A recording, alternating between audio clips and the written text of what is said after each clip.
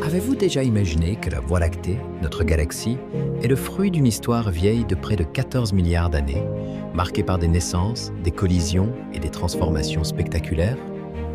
Tout commence avec le Big Bang, il y a 13,8 milliards d'années. Après cette explosion, l'univers plonge dans l'âge sombre, une période sans étoiles, où seules des protogalaxies émergent lentement. Ces premières structures fusionnent, enrichissant l'espace en éléments chimiques lourds. C'est ainsi que naît le bulbe ancien de la Voie lactée, abritant déjà au centre le trou noir supermassif Sagittaire A. Au fil du temps, la galaxie se stabilise en un disque. Les bras spiraux, loin d'être figés, sont en réalité des ondes de densité, véritables berceaux de nouvelles étoiles. C'est dans l'un de ces bras que notre Soleil voit le jour, il y a 4,6 milliards d'années. Mais la Voie lactée n'a jamais été seule. Il y a entre 8 et 11 milliards d'années, une galaxie naine, appelée Gaia Enceladus, entre en collision avec la nôtre, apportant des milliards de masses solaires en étoiles, gaz et matière noire. Cette fusion façonne le halo et le disque épais de notre galaxie.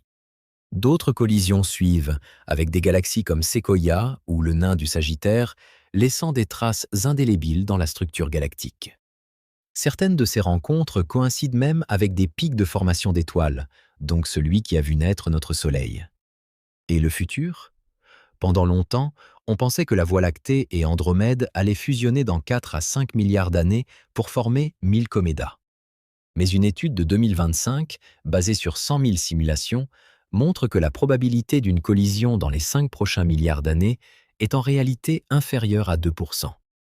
Même sur 10 milliards d'années, la chance d'un choc reste autour de 50%. Il est donc possible que les deux galaxies ne fassent que se frôler ou fusionnent bien plus tard. Pendant ce temps, Sagittarius Aster continuera de grandir, tandis que le gaz nécessaire à la formation d'étoiles se raréfiera. La Voie lactée deviendra alors une galaxie rouge et calme, où la naissance d'étoiles sera presque éteinte.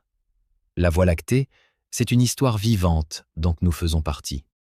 Si cette aventure cosmique vous a fasciné, abonnez-vous et partagez en commentaire ce qui vous a le plus étonné.